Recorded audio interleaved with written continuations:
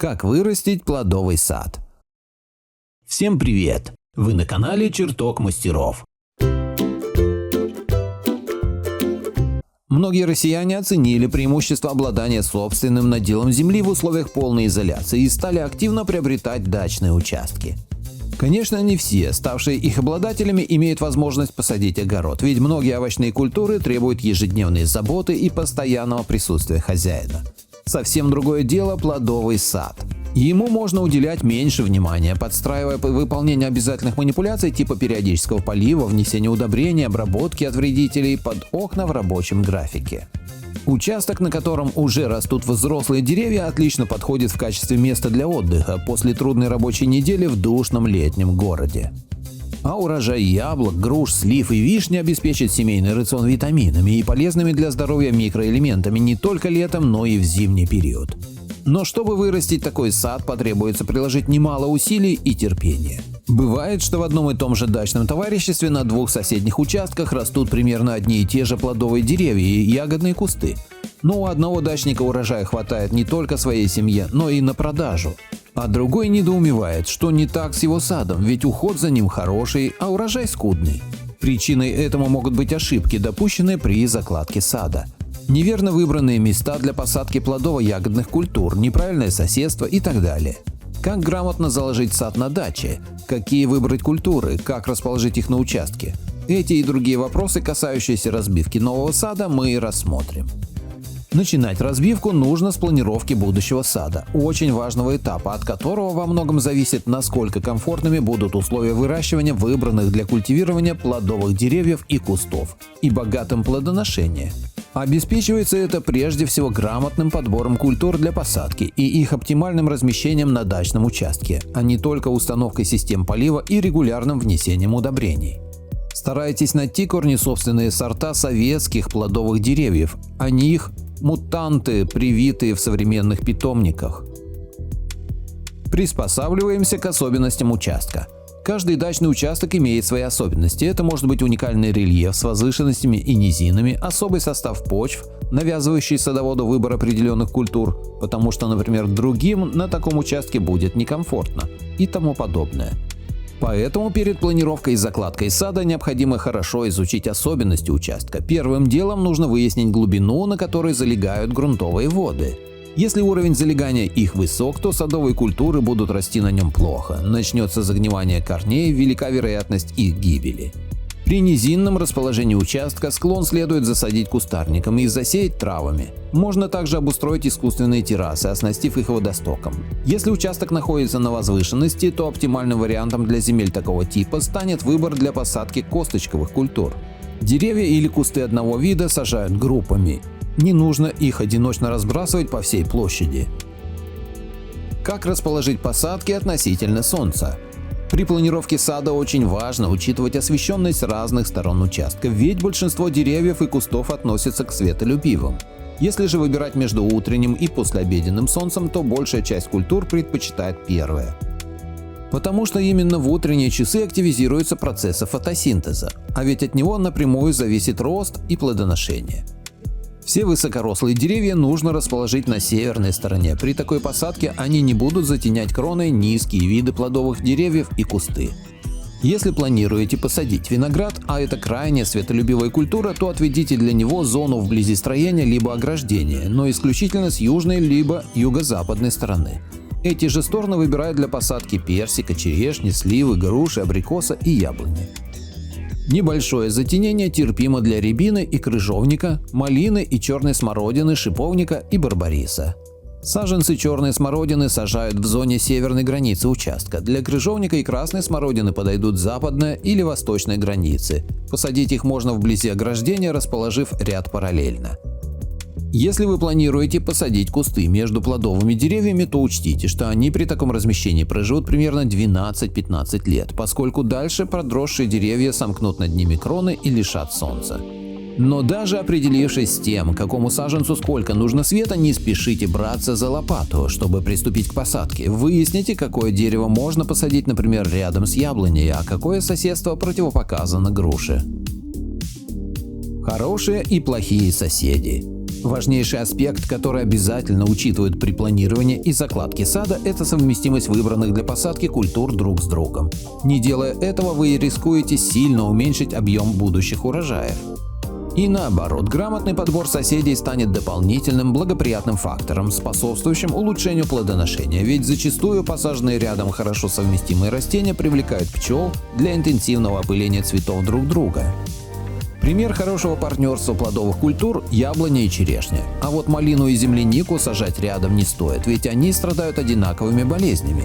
Если разделить их на участки, то риск поражения другой при заболевании первой намного уменьшится. Не планируйте также сажать вишню рядом с черной смородиной или грушу с калиной либо сиренью. Благотворными для голубики станет соседство с хвойными деревьями, если они не затеняют куст. У этих культур разный набор питательных веществ, поэтому хвойники не будут отнимать их у кустов голубики. Хорошо совместима она и с другими ягодными кустарниками, привлекающими различных насекомых, обеспечивающих опыление, а также с декоративными кустарниками, обеспечивающими защиту от избытка солнечных лучей. Нужно знать и то, что голубика не любит почвы с богатым содержанием органики, развитие ее в таком грунте замедляется. Чтобы куст голубики хорошо рос и плодоносил, не сажайте вблизи культуры, которым периодически необходимы подкормки органикой. Нежелательно размещать голубику рядом с крупными плодовыми деревьями, которые недопустимо себя ведут по отношению к ней, забирают из почвы питательные вещества и воду. Если вы решили, что в саду обязательно будет клюква, то в качестве соседей этой ягоде подойдут представители семейства вересковых. Им тоже по вкусу кислые почвы. Хорошую компанию также составят черника, брусника и голубика. Неплохая совместимость у клюквы с багульником, а также с травянистыми многолетниками, морожкой и княженикой. Практически все косточковые плодовые деревья, в том числе, например, вишня и абрикос, либо семечковые яблоня, айва, груша, не растут на почвах с повышенной кислотностью, значит, их нельзя располагать рядом с высокими хвойниками, которые способствуют закислению грунта, происходящему из-за опадающей на землю хвои. Хвойные же и лиственные кустарники сочетаются неплохо, поэтому вполне могут соседствовать в декоративной зоне сада с барбарисом ярких сортов или японской спиреей. Под хвойными кустарниками в этом случае подразумеваются туи, кипарисовики, можжевельники и тому подобное. Их сочная зеленая или голубая хвоя прекрасно контрастирует с разноцветной листвой декоративных кустарников. Как расходовать площадь сада?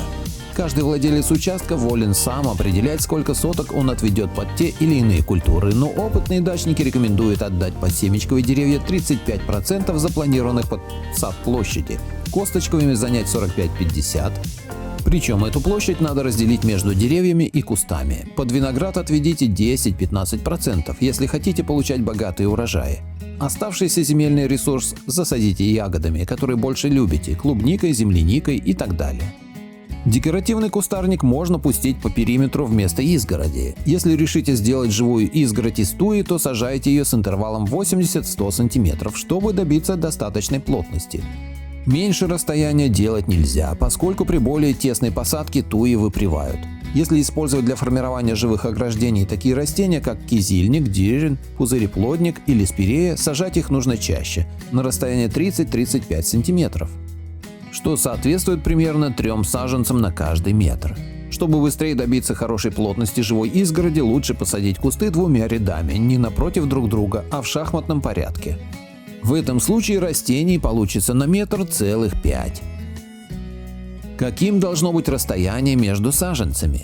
Разбивая новый сад неопытному дачнику, очень непросто представить, какими со временем станут посадки, как они вырастут вширь и в высоту. Нередко, стремясь посадить больше деревьев и кустов на участке, владельцы делают ошибку, размещая молодые саженцы чересчур близко друг к другу. Поэтому уже через 5-7 лет порой сталкиваются с необходимостью принятия радикальных решений, в том числе о вырубке некоторых обитателей сада, с любовью выращенных из тоненького саженца прутика. Чтобы с вами этого не произошло, постарайтесь предусмотреть все правильно на этапе посадки, даже если соблюдение необходимых интервалов при посадке различных плодово-ягодных культур вам покажется слишком расточительным. При покупке саженца любого плодового дерева обязательно поинтересуйтесь, до каких размеров оно вырастет. Если это высокий сорт, то планируйте его посадку так, чтобы не затенить соседский участок, особенно если его используют не только для отдыха, но и для выращивания овощей. Если этого не продумать заранее, то в будущем можно испортить добрососедские отношения из-за такой недальновидности, проявленной при разбивке сада. Теперь о том, какое расстояние должно быть между саженцами плодовых деревьев. Очень мало культур прекрасно себя чувствуют в полутени. Подавляющему большинству нужно солнце. Если ваш участок большой по площади, отступайте от саженца для посадки следующего даже 7-8 метров, как бы много это ни казалось. На таком расстоянии даже взрослым деревьям будет комфортно, они не загородят солнце тем, которые растут рядом. Высота и диаметр кроны очень сильно зависят от того, какой это сорт и на каком подвое привит саженец. Поэтому прогнозировать будущие размеры дерева следует по каждому сорту отдельно. Но если эта задача кажется вам чересчур трудоемкой, используйте примерные расчеты. Перед приобретением саженцев уточните у продавца их подвои. Лучше покупать саженцы в питомнике, чтобы не столкнуться через несколько лет с неприятными сюрпризами. Почему подвой так важен? От него во многом зависит, насколько рослым окажется дерево. Например, саженцы такой популярной культуры, как яблоня, как правило, прививают на среднерослые подвои. На таком подвое крона редко достигает высоты более 4 метров. Обычная же высота абрикоса и черешни составляет 5-7 метров, поэтому при посадке интервал между саженцами должен быть как минимум 5-6 метров. Высота груш или слив примерно 5-6 метров в высоту, и расстояние между ними должно быть примерно таким же. Вишни, если подвой низкорослый, не вытягиваются более 3 метров. При посадке интервал между деревьями может составлять 2,5 метра. Саженцы малины располагают рядами на расстоянии 0,8–1 метр друг от друга. Интервал между рядами также должен быть метровым. Жимолость и смородину сажают, отступая между саженцами 2 метра. Если случилось так, что вы неверно рассчитали расстояние между саженцами плодовых деревьев и получилось так, что они друг другу мешают, загораживая солнце, можно исправить ситуацию проведением обрезки, которая изменит форму крон и их густоту. Советы и рекомендации, которые мы дали, носят во многом обобщенный характер, но даже если учесть их при закладке сада, то можно рассчитывать на получение богатого будущего урожая. Главного результата грамотного планирования посадки фруктовых деревьев и кустов на даче. Надеюсь, вам понравилось это видео. Напишите в комментариях. Подписывайтесь на канал и включайте колокольчик.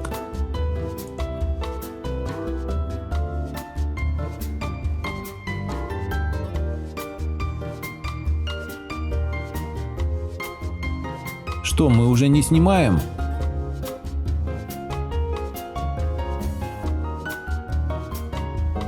Заходи к нам почаще.